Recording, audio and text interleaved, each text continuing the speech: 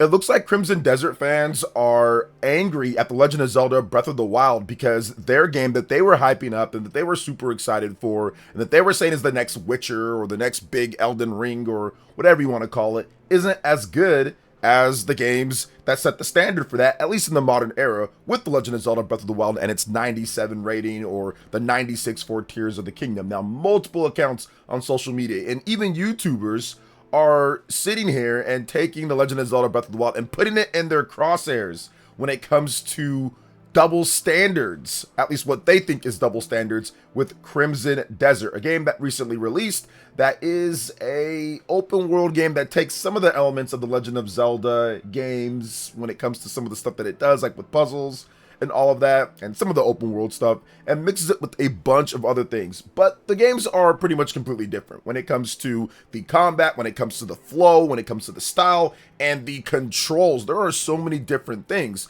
But over on Twitter, I found a couple different things that I found that were funny, and I think it's something that we kind of have to stop doing whenever something doesn't live up to what you think it should be. But before we continue on, we are giving away a Nintendo Switch 2. All you have to do to enter is hit that subscribe button if you aren't already subscribed and drop a comment below. We are giving away a Nintendo Switch 2 once we hit 150,000 subscribers, and it will be random. So the more that you actually comment and interact, the better chance that you have to win. Hit that like button, click that notification bell, and let's go ahead and jump right back into it. Okay, let's start off with Brader on Twitter, and he says, journalists are literally doing the place Japan meme, death sign, rich open world, deep combat loop, varied game side activities, physics driven emergent gameplay, non-existent story, tedious traversal padding. Crimson Desert does it, bad.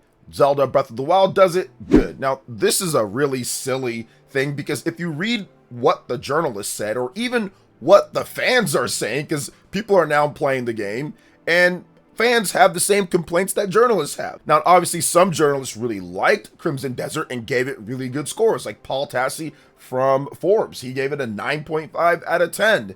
And then some journalists did not like it. And that is exactly what is happening with fans. You have some fans that really like the game, that are giving it great scores and saying that it's awesome on Steam.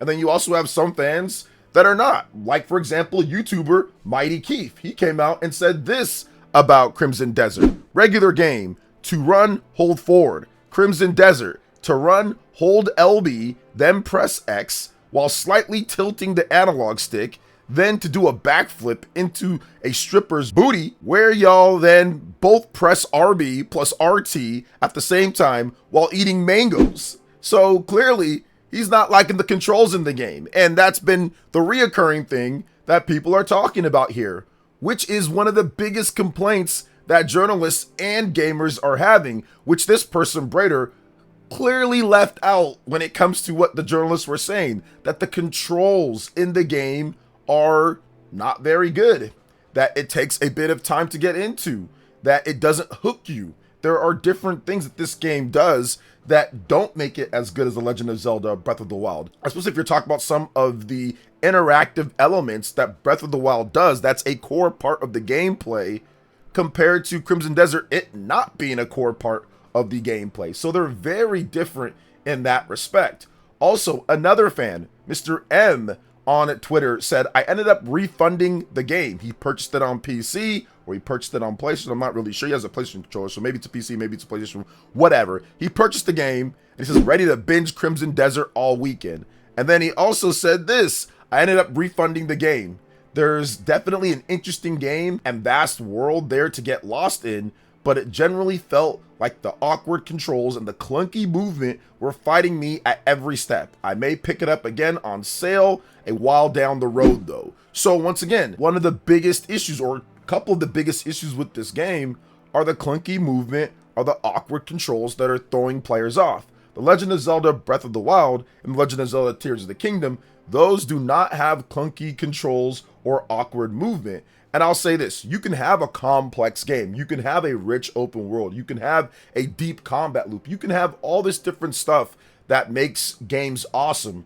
But if you have all of that and you have clunky controls and awkward movement, it's going to make it significantly worse to play than a game that doesn't have that. Now we have another post from Bladder on Twitter as well, who's a YouTuber, at least it says that, and he analyzes game design according to his Twitter page, and he states that, I don't understand why Breath of the Wild has a score of 97, while Crimson Desert, a game with a bigger world and more mechanics, has 78. So if you're someone who analyzes game design and all that, you should know that more mechanics and a bigger world doesn't create a better game. What about controls? What about music? What about the design of the world? What about the puzzles? What about the interactivity? What about the mechanics within the gameplay? So for example, Legend of Zelda Breath of the Wild, there is a segment where you go off to this far island and you have no idea what it does at first if you didn't spoil yourself, and it strips all your gear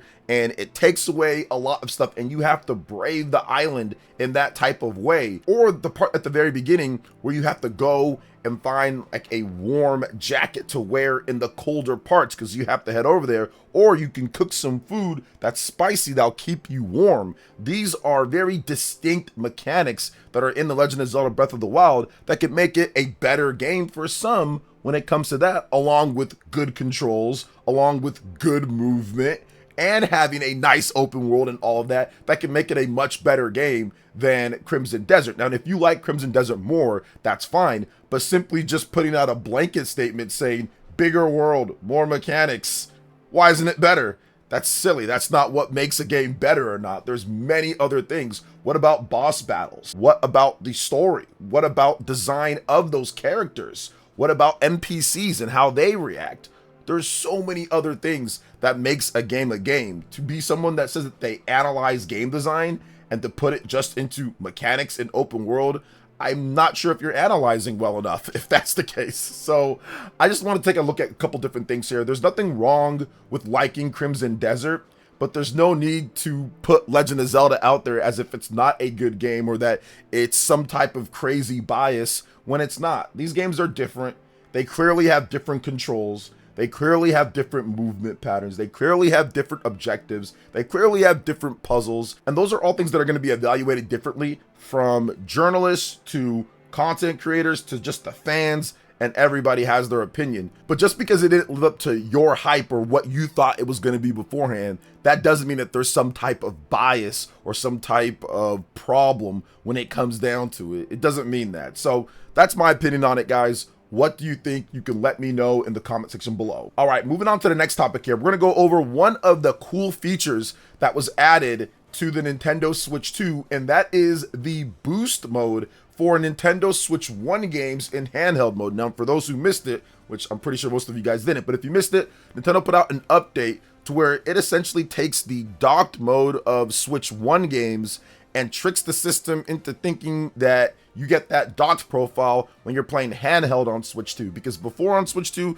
you would actually get the portable profile when you were playing portable, of course, and docked profile when you're playing docked. But that would make a lot of the games look pretty bad because the Switch 1 resolution for a lot of games were low. Overall frame rate bump that a lot of games got, stability or 60 frames if it was an uncapped frame rate, you got that with handheld mode on the Nintendo Switch 2, and it's very nice, but it's now even better. But there are some drawbacks to that, because now there's been some testing going on here, and it looks like that it does impact the battery life. So one Reddit user noticed that when playing Doom on the Nintendo Switch 2 with handheld boost on, it gave them about 3 hours and 43 minutes as opposed to the 5 hours and 5 minutes with handheld boost mode turned off. So just keep that in mind if you're traveling, if you're making plans to play certain games, that yes, the boost mode will drain the battery more. Now, Switch 1 games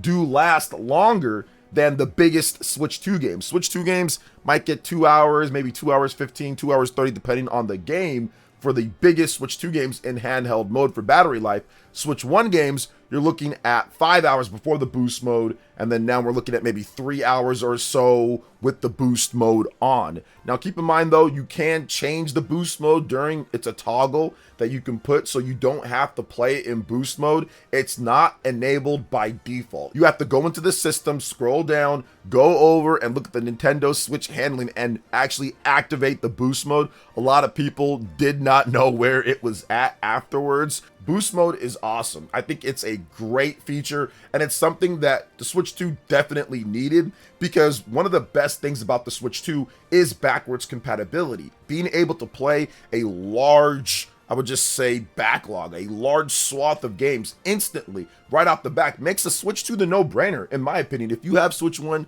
and you think Switch 1 is good, Switch 2 is like, okay, let me just go ahead and get that. I can play all my games that I had before in better resolution and in better frame rate. But now you have this handheld boost mode, and it makes a lot of those games portable mode so much better, because some of them were way too blurry to even work when it comes down to it. And I have a pretty high tolerance when it comes to stuff like that, but man, some of those Switch 1 resolutions, 360p, 540p, 4 something p, they were bad. With this boost mode, it gets you that docked profile of like 720p or even higher, 1080p on there. Games like Nier Automata, for example, much better when it comes to the boost mode on the Nintendo Switch 2. And even a game like Wolfenstein, like the New Blood, I think that was like 2 something or 3 something p on the Nintendo Switch 1 in handheld mode. It was so blurry to the point where it was near unplayable. And if you're looking at it on that massive screen of the Nintendo Switch 2, it looks even worse than what it would be like on a Switch Lite or a regular standard Switch. So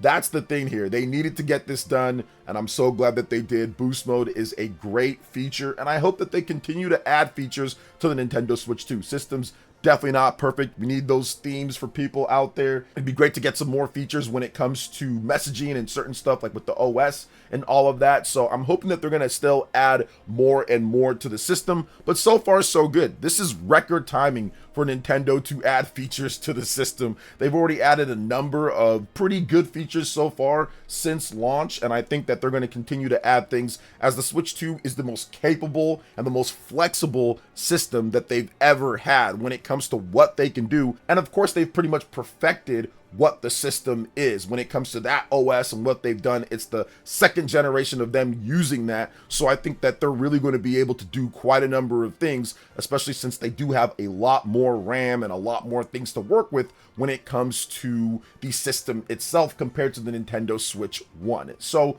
what do you guys think about this boost mode feature, the battery life and all that? What games do you plan on playing boost mode on the Nintendo Switch 2 to further improve the experience? Let me know in the comment section below. All right, and moving on to the final topic here, guys. We're going to be talking about Kena Bridge of Spirits for the Nintendo Switch 2. We've got a release date for the game. So the Switch 2 version of Kena Bridge of Spirits will launch on March 26th. Developer Ember Lab announced pre-orders are now available via the Nintendo eShop. So Kena Bridge of Spirits is an interesting game. It first launched for the PlayStation 5, PlayStation 4, and PC via the Epic Game Store back on September 21st, 2021, which is wild because I didn't even think it was that long ago, going on 5 years at this point. So interesting in that. Now, it did get followed by a Steam release on September 27th, 2022, and Xbox Series and Xbox One on August 15th, 2024. So even that is going on 2 years old. Here are some of the key features of this game. So find and befriend the timid and elusive rot spirits scattered throughout the forest and unlock their abilities to help you clear the corruption from the village. Explore a once majestic world filled to the brim with hidden nooks and crannies as you uncover hidden secrets and rewards, including rot hats to customize your rot companions. Uncover charm stones that provide advantages and disadvantages to customize your playstyle. Unlock new areas by uncovering and delivering spirit mail left behind by lost spirits. Engage in fast-paced combat as you take on the corrupt spirits that challenge Kena at every turn. Hone your melee and ranged attack skills, command the powers of your rock companions, and upgrade your abilities and powers. Engage in the spirit guide trails to unlock rewards and improve your abilities. A skilled spirit guide. Begin your adventure anew with New Game Plus, with fresh encounters, great challenges, and unique enemies. So I do have Kena Bridge of Spirits on my PlayStation 5. I got it, I think, about a year or two ago, and I played it for a bit, but I just kind of fell off. I think something else came out. I might check it out on the Nintendo Switch 2 at some point. I do think that it's a very interesting game. I think that the controls and the combat take a little bit of time to get used to, but there's definitely fun to be had. This was one of the better, bigger indie style games that partnered up with PlayStation those years ago. So to see it come over to the Nintendo Switch 2 now is awesome. And they do have a sequel that's coming out on like PlayStation 5 and PC. That's looking pretty good. So what do you guys think about all the different topics that we discussed here? A lot of stuff that we went over. Let me know in the comment section below. All right, peeps, that wraps it up for this video here. Thank you so much for watching. I do appreciate it. Please make sure you hit that like button, subscribe if you're someone new, click that notification bell, and check out my other Nintendo Switch 2 RPG content and more right here on screen. Thanks for watching, and we'll catch you guys for the next one. Peace.